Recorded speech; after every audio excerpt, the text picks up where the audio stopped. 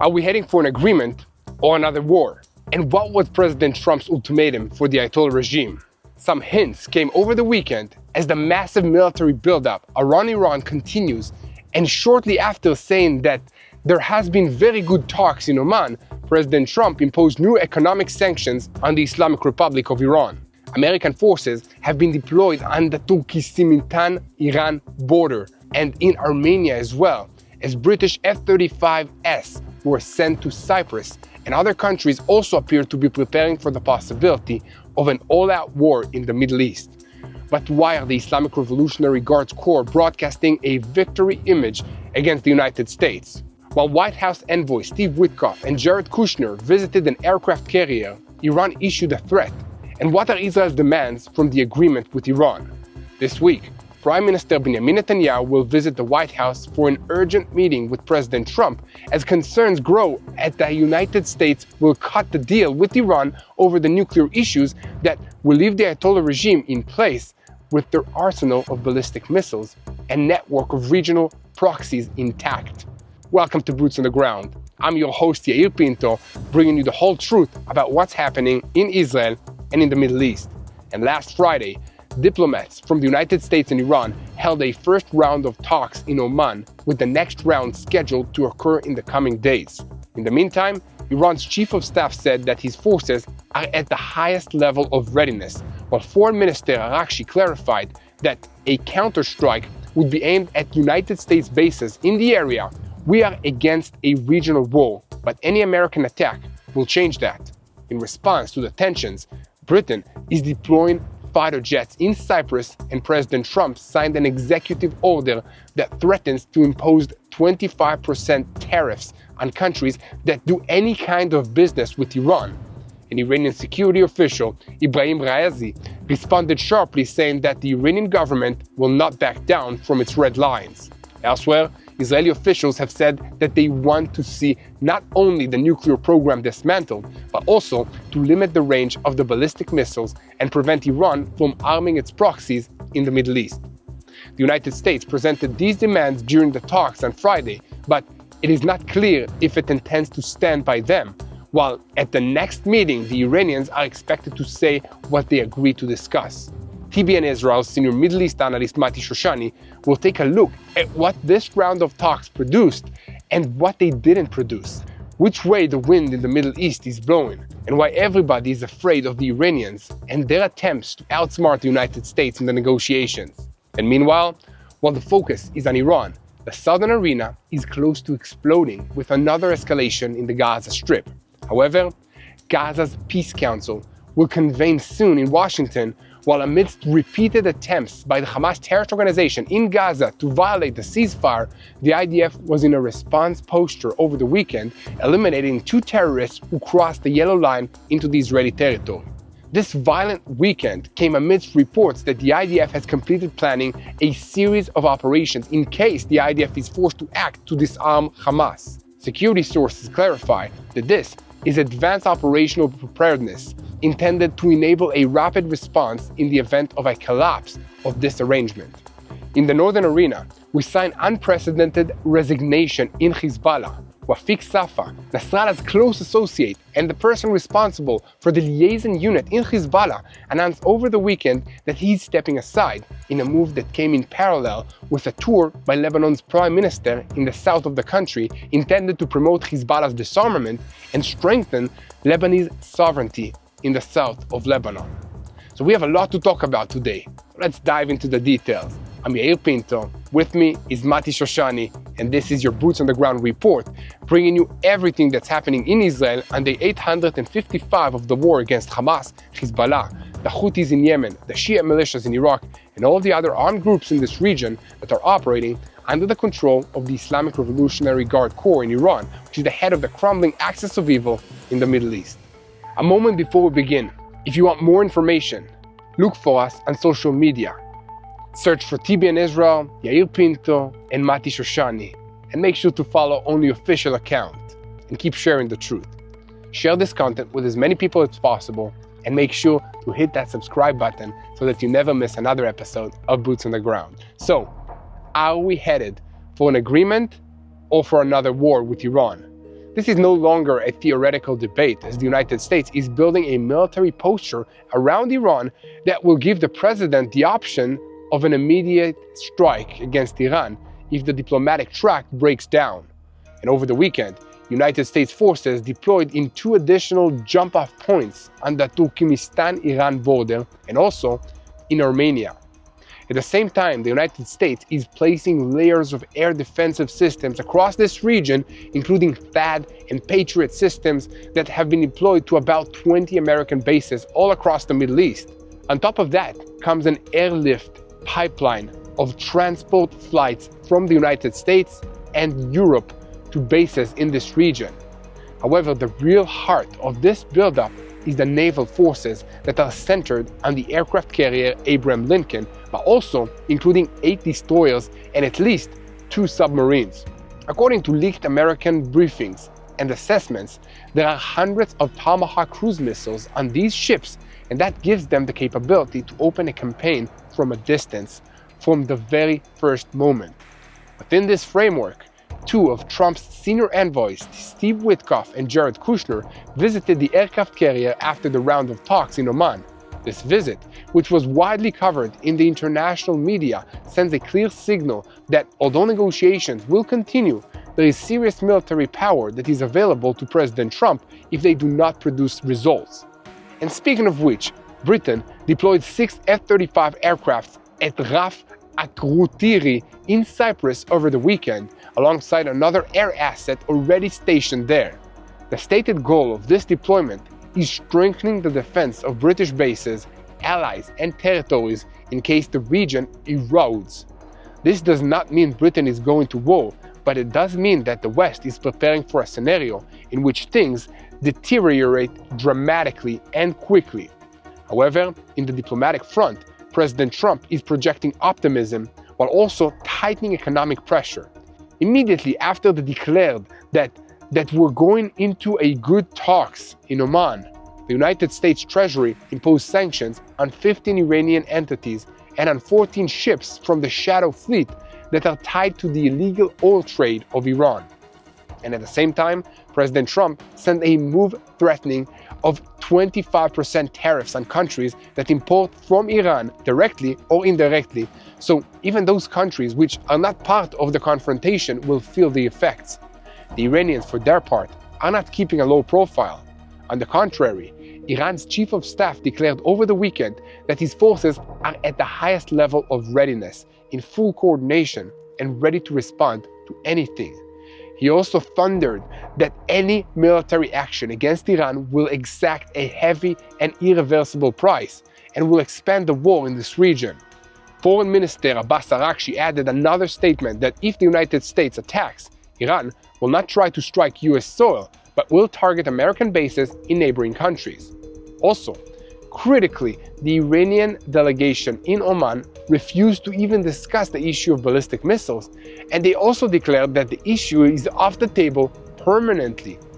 Regarding the one issue that they did agree to discuss, uranium enrichment, they flatly refused the American demand of zero enrichment and added that they are not willing to transfer their existing stockpiles of enriched uranium out of the country. This is the gap that is currently pushing the talks to the edge. And meanwhile, Israeli officials suspect that this is all merely a delaying tactic for the Iranians to delay a possible strike until something happens that disrupts the American ability to act. However, in Jerusalem, they make clear that it is not enough to freeze or to stop the nuclear program. Israel wants to see both a practical dismantling of capabilities and also limits on the ballistic missile program, as well as a real halt to harming the proxies in the Middle East. So to sum up, the Israeli demand is broader than the nuclear issue, while Iran refuses to expand the conversation beyond the nuclear file. But the indications are that all of these issues, there is close coordination between Jerusalem and Washington. Netanyahu is expected to visit the White House this week for talks on both defense and also offensive options if the diplomatic track collapses. On that note, both allies understand that time is on our side as the force buildup in this region continues and the ability to act only becomes greater. Assessments speak of completing the deployment within 2 to 3 weeks, but already now there is an attack capability. While all of this is going on inside Iran itself, there is also a quiet but burning internal front. Thousands of demonstrators are marching in front of the Iranian embassies in the capital cities all over the world in recent weeks with a clear call: no dictatorship and no monarchy. Inside Iran, the regime is trying to project an image of victory over the protesters, which are portrayed as agents of outside powers. This is a key point because it sets the groundwork for the regime's strategy of diverting attention to the confrontation abroad in order to lower the pressure that it is feeling at home.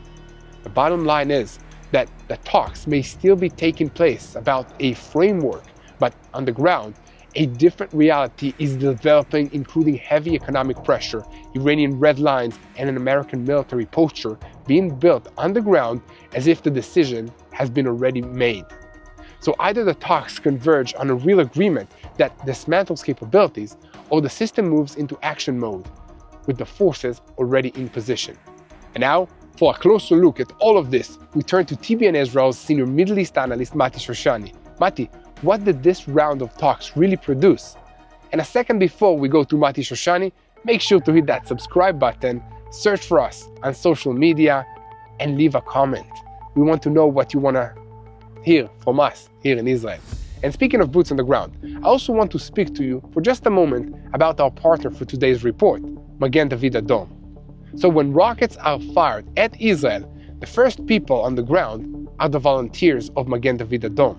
Before the police, before the army, or anyone else, Magen David Adom medics are already treating the wounded, stabilizing the injured, and saving lives. They don't wait for it to be safe. They rush towards danger. That's who they are, that's what they do. But being ready for the next emergency, whether it's rockets, terrorism, a heart attack, or anything else, takes more than bravery. It takes ambulances, armored vehicles, protective gear, trauma equipment, and trained teams ready to act at a moment's notice. And that's where we come in. Your support makes all of that possible. Go to SaveLifeIsrael.com. Again, that's SaveLifeIsrael.com. Help Magen David Adom stay strong, stay fast, and stay ready for whatever comes next. When time is short and lives are on the line, they are already underway. Let's make sure that they can keep saving lives again and again. Now, let's move to TBN Israel's senior Middle East analyst, Mati Shoshani. Mati, what did the round of talks really produce? Where is the wind in the Middle East blowing? And why is everyone afraid that Iran is buying time and outsmarting the United States of America? Yair, you're asking what this round of talks actually produces, where the wind is blowing in the Middle East, and why everyone is afraid that Iran is buying time and outsmarting the United States. So we have to distill it into one sentence. This round didn't produce a breakthrough, but it did expose the real gaps, and the fact that the Americans are putting a tangible military threat on the table, while the Iranians insist on red lines that don't move even a single millimeter. Now, the most significant thing to come out of this past few days is not some signed document, but the rising alertness around the talks. So much so that Prime Minister Benjamin Netanyahu is urgently moving up his flight to Washington and will meet as early as this coming Wednesday with US President Donald J. Trump. In Jerusalem, this is seen as a race against time, fear of a thin agreement that will focus only on the nuclear issue and leave the other threats with almost no answer. And at the same time, the Americans are not only talking, they're also showing force on the ground, with a visit by Witkoff and Kushner aboard the aircraft carrier Abraham Lincoln, and with messages of peace through strength. Now let's talk about the talks themselves. In Oman, 2 rounds of contacts took place, mostly indirectly, mediated by Omani Foreign Minister Badr el-Busaidi. According to reports, each delegation entered separately, and the messages passed through the Omanis. Along with that, there was also an unusual element. It was reported that there was a direct meeting that included handshakes between the American envoy Steve Witkoff and Jared Kushner and the Iranian Foreign Minister Abbas Araghchi and his people. Now this matters as a symbol but it's not enough to call it progress per se. So what was achieved? Mainly a framework. The Omanis also said the talks were serious and useful in the sense of clarifying perceptions and identifying possible areas for progress, and that both sides would go back to study the results. The meaning is, this was more a negotiation over the terms of the negotiation than over the agreement itself. Trump said the talks were good, that's his quote, and said another round would take place this coming week, but without giving a date or location. Araqchi also said this was a good start and that more consultations are needed in order to set a date and a place for the continuation. And this is where the red line comes in, which explains why everyone is afraid that Iran is stalling. Because according to the understanding in Israel, the Americans presented tough demands: stopping enrichment altogether, removing the enriched uranium from Iran, limiting ballistic missiles both in scope and in range, and stopping financing and support for the proxies in the region. Now against that, the Iranians say openly, zero enrichment is off the table for them. They insist enrichment is a right that they will not give up, and that on the missiles issue, there is no negotiation. Because for them, it's a defensive matter. Again, this is their wording. Now, according to some reports, the Iranians even claim that talks dealt only with the nuclear issue and not other items. And that is a gap versus American and Israeli expectations and reports about what happened in the room. Now, at the same time, as the talks, Iran is also raising the price and signaling strength. We've heard statements about the highest level of readiness and warnings that any military action will exact a heavy price. Araqchi himself said Iran will not attack neighboring countries, but will target American bases stationed in them, a message also meant to pressure the countries of the region, so they push Washington to stay on the diplomatic track. And from the American side, there's double pressure. On one hand, diplomacy, and on the other hand, economic and military moves that make clear the threat is not theoretical. Sanctions were imposed on Iranian entities and on ships identified with the shadow fleet and illegal oil trade. And at the same time, an announcement about tariffs that could reach 25% on countries that import, directly or indirectly, goods from Iran. And in the military dimension, the unusual participation of the CENTCOM commander, Admiral Brad Cooper, in the talks themselves is a move the Iranians interpreted as a threat, almost a gun on the table. And the Americans see it as both a way to signal seriousness and a way to prevent dragging it out. So what's the analysis behind all of this? Without getting lost in empty commentary, the gaps are still enormous. This round didn't close them, and the next round will be a test. Does Iran bring a real proposal, or does it keep stalling in the hope that Washington will settle for a limited agreement? That's also why the Israeli pressure is rising, and why Netanyahu is flying urgently to try and align with Trump and bring into agreement both the missiles and the proxies, and not leave it to a next stage that's coming sometime or never in the future. Now up to here, this is Mati Shoshani, and now back to you, Yair Pinto. Thank you so much, Mati, for bringing your usual clarity to these vitally important issues. Now, before we continue, I want to tell you that anyone who wants real-time reports about the situation in the Middle East should search for TBN Israel on social media, for Yair Pinto, for Mati Shoshani. This is our team here on the ground. We are reporting from Israel, from the front lines, about what's happening in this land so that you will know how to pray for the situation. And now we are shifting our focus to the Gaza Strip, where Hamas continues to try to attack IDF forces along the Yellow Line area and to blatantly violate the ceasefire agreement. This is not another isolated incident. It's a method for staying relevant, because a terror organization that feels it is being pushed to the margins while all the headlines are focused on Iran is trying to prove it is still the boss on the ground. And with that in mind, it's important for you to understand that the southern arena did not fall asleep. On the contrary, it is moving closer to a boiling point. And in recent days, there has been an increase in events defined as a ceasefire violation along the Yellow Line in the northern parts and also in the central of the Gaza Strip. This has included attempts to cross suspicious approach towards the forces and also to direct fire towards IDF soldiers. From the IDF's perspective, this is not natural friction, but rather it is deliberate test of the boundaries the response threshold, and Hamas's ability to apply pressure on the ground. One of the central violations occurred after terrorists fired at an IDF force in the northern parts of the Gaza Strip over the weekend. Following the incident, the Air Force carried out strikes against Hamas infrastructure, a site used for manufacturing weapons and also a weapons warehouse. The IDF emphasizes that the strikes were carried out after advance warning to the population, including publishing evacuation notices in Arabic and after verifying that no uninvolved people were found in the area of the targets that were struck. And at the same time, on the ground itself, the forces continue working on the line.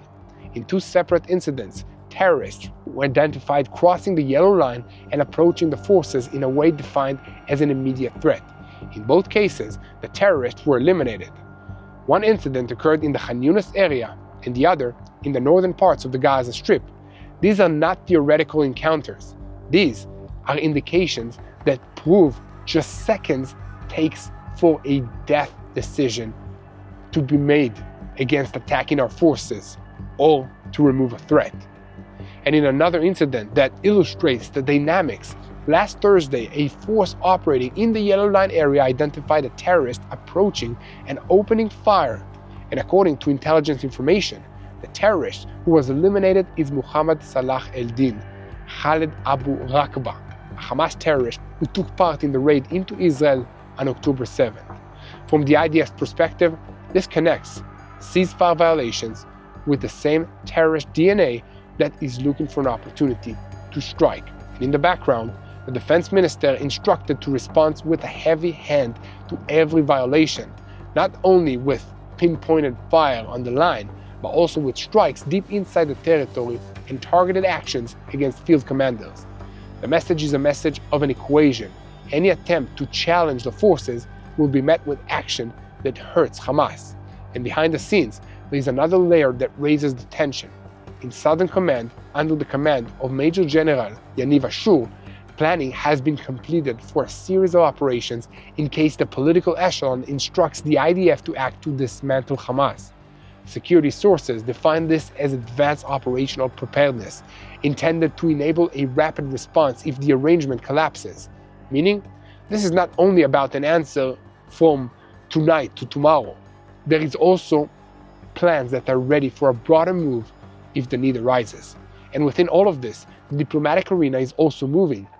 In the United States, a first convening is planning of the leaders of what is called Gaza's Peace Council in Washington on February 19, and according to the reports, the Prime Minister is supposed to meet President Trump the day before.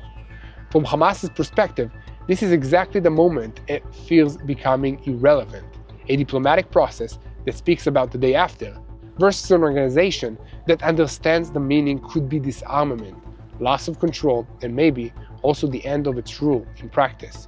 And in the meantime, under American pressure, the Rafah border crossing between Egypt and Gaza has been opened for pedestrian traffic in both directions under Israeli security screening and with the assistance of the World Health Organization. So far, about 100 Palestinians have crossed each day over the past week.